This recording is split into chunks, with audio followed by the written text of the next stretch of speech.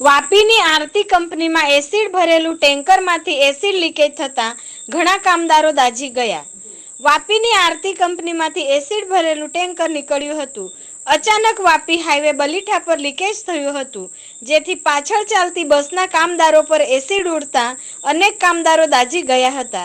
વાપી આરતી કંપનીમાંથી એક tanker number MH4 KU 3636 એમાં એસિડ ભરીને અંકલેશ્વર જઈ રહ્યું હતું, ત્યારે બલીઠા પાસે ઉપરના ઢાંકણમાં લીકેજ થતા અને ઉપરથી સલ્ફ્યુરિક એસિડ પડતા વેસ્ટ રોક કંપનીની બસમાં મોરાઈ જઈ રહેલા કામદારો પર એસિડ પડતા ઘણા કામદારો દાઝી ગયા હતા।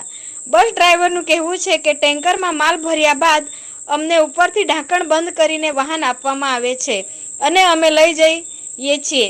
હવે આમાં કંપનીની અંદર કામ કરતા કર્મચારીઓની બેદરકારી છે। જેઓએ ટેન્કરમાં માલ ભરીને આપ્યું હતું એ લોકોએ ઢાંકણ બરાબર બંધ કર્યું ન હતું, જેથી એસિડ ઉછળીને બહાર પડ્યું હતું।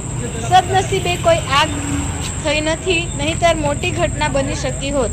દાઝી ગયેલા કામદારોને હરિયા હોસ્પિટલમાં ખસેડવામાં આવ્યા છે। अपना क्या प्रॉब्लम है? अपना क्या प्रॉब्लम है? अपना क्या अपना कोई प्रॉब्लम?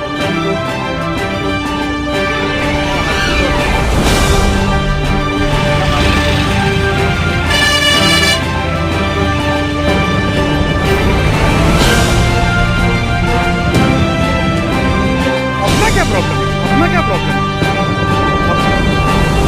अपना क्या अपना कोई प्रॉब्लम है? हाँ ठीक है। बाबूलाल, ये माल कहाँ से कहाँ लेके जा रहे थे? ये वापी आरती से झगड़े आरती क्या माल है? 90 सल्फर एसिड। कैसे क्या घटना हुआ?